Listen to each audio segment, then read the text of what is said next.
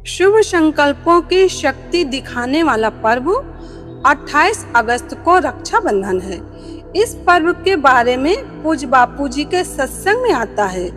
गुरु पूर्णिमा के बाद नारियली पूनम रक्षाबंधन महोत्सव वाली पूनम आती है।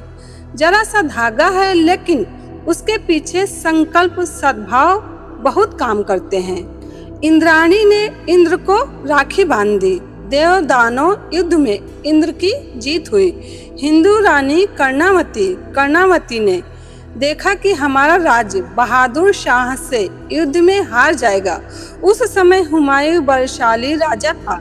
रानी ने हुमायूं को राखी भेजी और संदेश भेजा कि मेरे राज्य की रक्षा की मेरे भाई से अपेक्षा करती हूँ। हुमायूं बोला, अब तो बहन भाई का संबंध हो गया।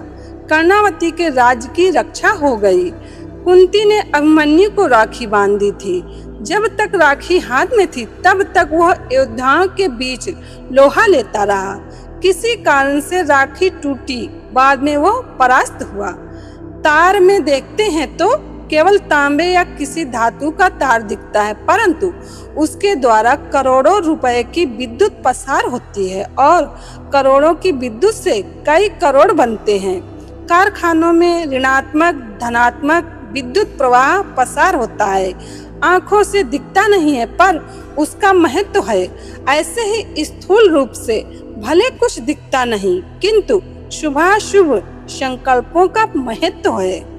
रक्षाबंधन पर बहन भाई को सूत्र धागा बांधती है, वैदिक मंत्र का उच्चारण करती है।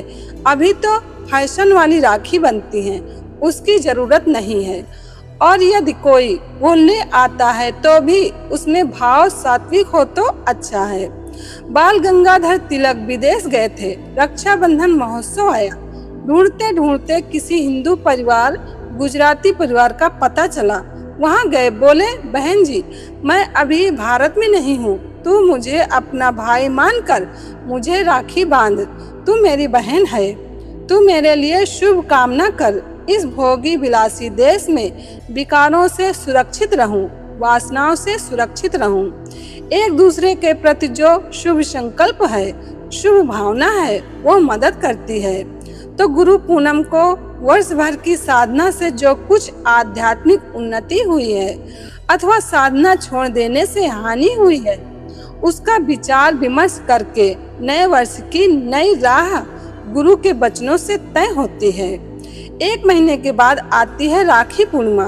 संसारी बहन भाई संसारी ढंग से एक दूसरे की रक्षा करते हैं, परंतु गुरु और शिष्य के बीच में आध्यात्मिक संबंध होता है। शिष्य के जीवन में कई चुनौतियां आती हैं, कई प्रलोभन आते हैं, कई आध्यात्मिक चमत्कार होते हैं, लाभ होते हैं और कई लाभ होते होते हाथ से खिसक जाते हैं। तो उनमें हमारी रक्षा बनी रहे, इसलिए शिष्य मन ही मन गुरु को रक्षाबंधन के निमित्त प्रणाम करता है, मन ही मन रक्षा बांधता है और गुरु भी शिष्य के संकल्प का गुरु के पास आने के निमित्त का अर्थ समझते हैं। जिस माहौल में जाते हैं उसकी अपनी पवित्रता, अपना प्रभाव होता है। गंदे माहौल में जाते हैं तो उसकी अपनी तुच्छता होती है। वहाँ के लोगों की अपनी वासनाएं, ख्वाहिशें, रंग रूप यह होता है।